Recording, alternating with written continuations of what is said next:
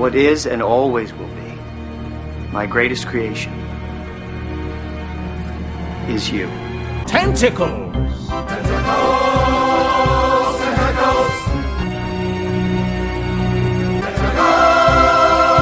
Tentacles! Hello, my fellow hunters. Today, I am excited because I am finally going to show off to you all my most precious baby.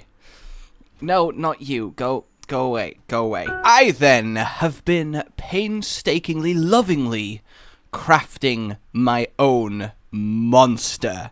Behold!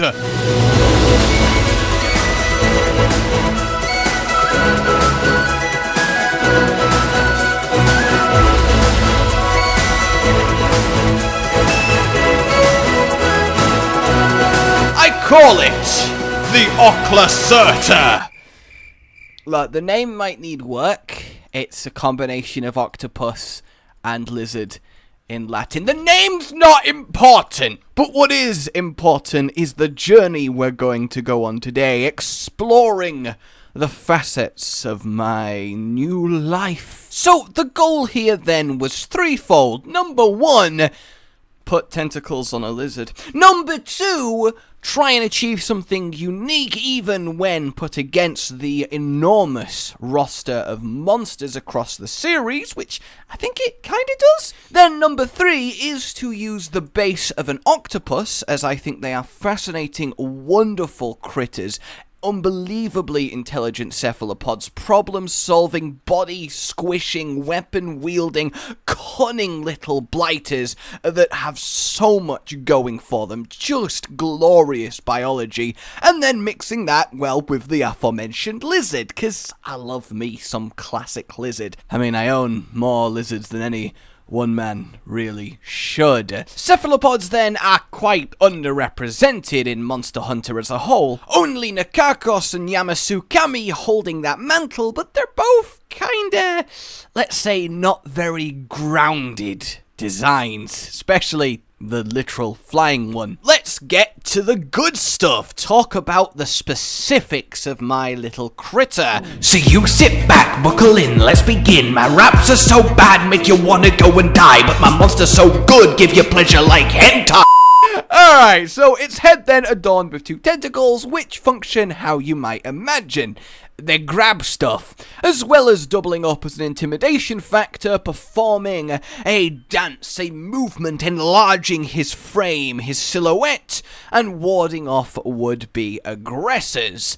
They can help him climb, they can pull him into tight spaces. Generally, they're an all-purpose tool that gives him a lot of versatility. The tail works very similarly, though with less precise speed, dexterous control, but it's definitely approaching a three-pronged attack. His actual legs then, not too strong, they function, the claws not too sharp, but again, they're kind of enough to get by, but nothing especially impressive nor dangerous. Its skin smooth to the touch despite being a fanged wyvern in classification, albeit far removed from the classic traits of its fellows. The skin produces a oily substance that coats the creature and gives it a slick quality, allowing it to do a little bit of slidey enhanced movement, resist being grappled by would-be aggressors, and most importantly, slip into small cracks in the rock and squeeze right on in combination with its malleable body. You see, an octopus, anything that its beak can fit through, which is, pretty small, its entire body can compress through too.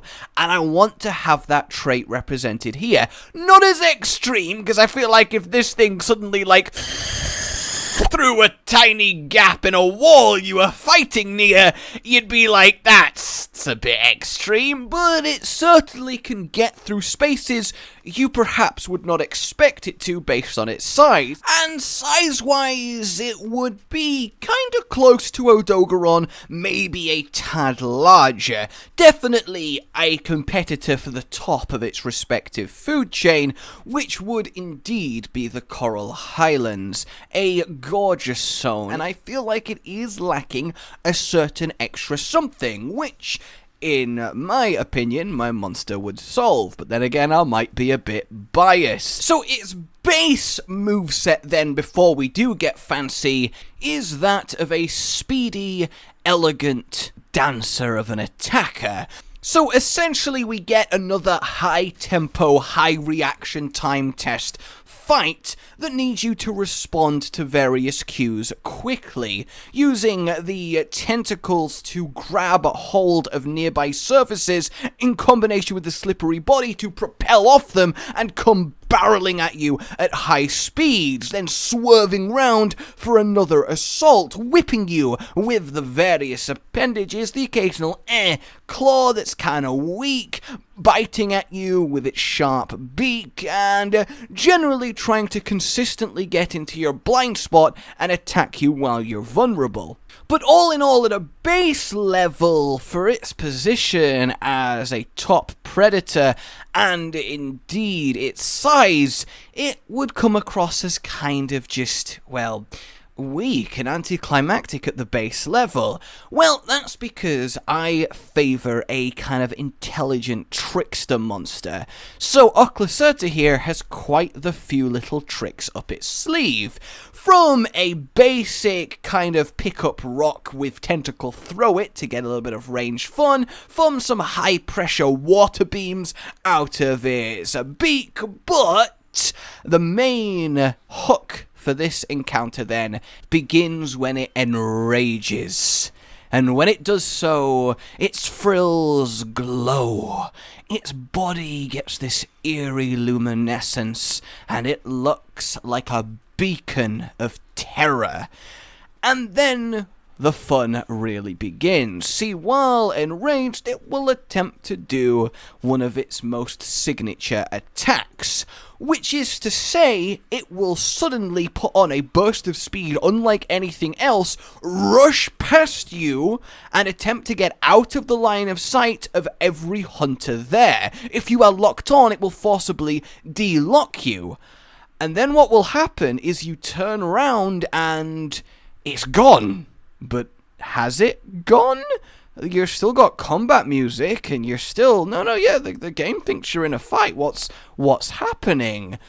Well, it is hiding. It is camouflaged. But it is doing so in plain sight. You'll be wandering around going, where the hell has it got? It's definitely in this zone. I don't understand. Where? What? I don't... Whoa! Don't think I found it! Guys! Oh! And thus we have, I think, one hell of a fun little mechanic. So you have a time limit to catch where it is currently mimicking the environment and lying in wait and preparing for a vicious onslaught. Much like an octopus using chromatophores in its skin can change the color to perfectly blend, it can also change skin texture to help it do so. So can Oclacerta, becoming an almost perfect compacted mimic of the surface it chose to perch upon. And then begins a deadly game of hide and seek. If you can find it, which should be doable with just a little bit of keen perception, that rock looks a little bit weirdly bulgy, a bit too big, and oh, now that I'm close, the texture is a little bit off. Alright, I'ma slap it, and then you do so, and Oclacerta's like, ah, fuck, you got me. Well done, fine, we'll get back to fighting. So if you do track him down instantly, you get a little bit of a free hit here, and you cancel the attack that's coming. But if you don't, well, eventually out of nowhere, you're gonna get absolutely launched at, grabbed in both head tentacles, slammed and thrown away in a brutal, painful, damaging grab attack. So it really is this intense pause in the fight where one of you comes out directly on top.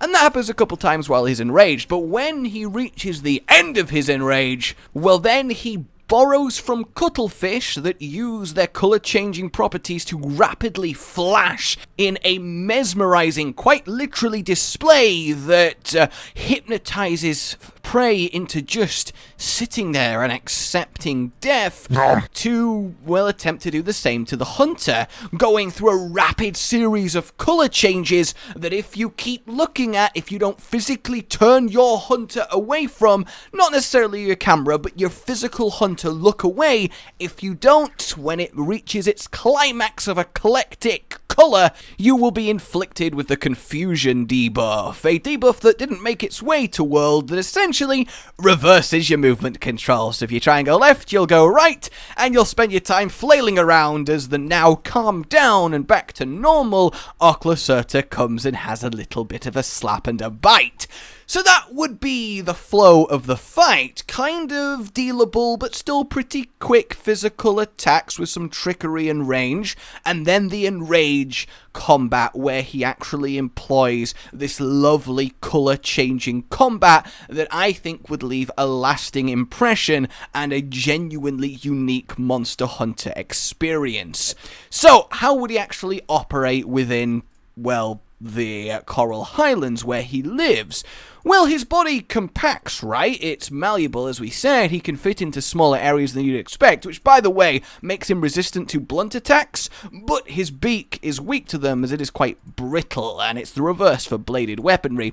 So he likes to pull himself and crawl round the belly of the Highlands, the caves, the water-filled pools that are almost serene, calm getaways. There are so many beautiful areas of the Coral Highlands that just get neglected. You might never even been to some of these, and certainly the others only a couple times, and I think they would be really fun to fight something with this guy's abilities and approach to combat. So this area in particular I see as a perfect nest. Instantly feels kinda cozy, like you just want to chill in the pools. The vines hanging down, the enclosed walls, the coral, the shells, and then it fans out into a bit of a wider environment with a few layers to it, and I think this would be a perfect final showdown, a claustrophobic confrontation with a creature that can cause deceptive carnage. Where the hell has it gone in here? I don't know this area well enough to instantly spot it. Oh no. And that is, to me, the perfect type of area that he would thrive in, naturally spending his time hunting the smaller animals, able to take Shamos fairly easily, but it's still kind of a lot of work. He prefers to just sit ever so silently still above a pool of fish and lash out and grab an unlucky morsel with his head tentacles and then peel strips of flesh off with his razor-sharp beak as he consumes the victim alive. And then using his colour-changing camouflage, he can lie in wait when he's feeling extra hungry and easily surprise ambush kill Titsuyaku, maybe even Palumu. He would try and avoid Legiana, but they'd seldom come into contact. One, an aerial huntress, the other more specialized to the deeper realms in the earth. There is another option if you want a larger mainstay. This area is absolutely wondrous. It has so much verticality, so much lovely flowing water, including indeed a waterfall that is ever so happy. Wait, the waterfall? Yeah, the waterfall. How are you feeling today, waterfall? Oh, I love being a waterfall. Careful of that octopus lizard behind you, though. And then you can have a great inbuilt warning system. It's times like these that I must ask myself a great question. Do I leave that shit in? Why not? We all have our flaws. And I think this zone would be a really unique experience, full of verticality, lots of platforms, coral bridges, loads of layers to it that really let him spring around the place, swing around the place with his tentacles, hide in unique locations for the spring grab, and give you a much more epic find him than just running in a circle around a big open area where he kind of has to be against one of the walls, you know? We need more constrictive fights that feel just more intimate. He'd spend his days wandering about, occasional darting movements as he camouflages for a second, realizes, nope, actually it's fine, and moving on. Not skittish per se, but careful, cautious planning. I really want him to feel like he's thinking. When he looks at you, he'd be initially a peaceful monster. You'd have to start the fight with Oclacerta, but while you are milling around him, he would be having a think, and if you spook him, then boom, he's fucking hidden. And that would be a lovely way of doing things. And indeed, this mastery and penchant for disguise, coupled with his cunning intelligence, is why he's never been found yet. Whenever a hunter would be walking past, well, he looks like just another rock, and perhaps even hasn't ventured to the surface that often. Maybe food shortages in the cave system have forced him to roam the surface, looking for larger prey to supplement his diet, forcing him to run the risk of being spotted just that little bit more, and lo and behold, an investigation, we notice something strange. There's also a possibility I thought of giving him an ink-based attack if he needed just a little bit extra, but I maybe thought it was too much, kind of darkening your screen as he absolutely douses you in this jet black sticky goop. And I also had a version with 2 extra tails, just in case it wasn't enough. You never know, you might need triple whip action, and, you know, it would enhance all of his attributes, because he's got 2 extra spring-loaded prehensile limbs to absolutely fling himself around the place, so we could have that going on, but I think these 2 were sort of optional additions if you think he really needs them. And indeed, tell me what you think, truly. I hope you like him, I hope you think he has potential, I hope you think he makes sense and would fit within the world and be a fun fight. I've really tried to think about this in a proper way, and I'd say he's doable. He's a fanged wyvern, he's got the skeleton, a lot of the acrobatic moves are already present in something like Odo, so, and the coral could use another monster, and he fits a role that's not represented there in zones that aren't really used, and his armor could be absolutely beautiful, and I want him so bad. I really do. I've got myself really worked up on this guy, but yeah, I'd love a discussion as we try our best to make him even better. And also, I would adore hearing your own little ideas for monsters to be added. But for now, my name has been Josh. Please like, subscribe, the bell, and all of that good stuff. Share it around if you did have fun. It would mean the world to me, and I'll see you soon. A goodbye. Rage Gaming with the video float. But that's all that's really relevant at the mo, but I'm still gonna leave this up so you patrons know that I love you even though the outro's no longer that kind of relevant. But the new one's being worked on and it's gonna be a truly badass song, and don't worry, I won't be doing any rapping on it. I'm gonna go now. This was shit.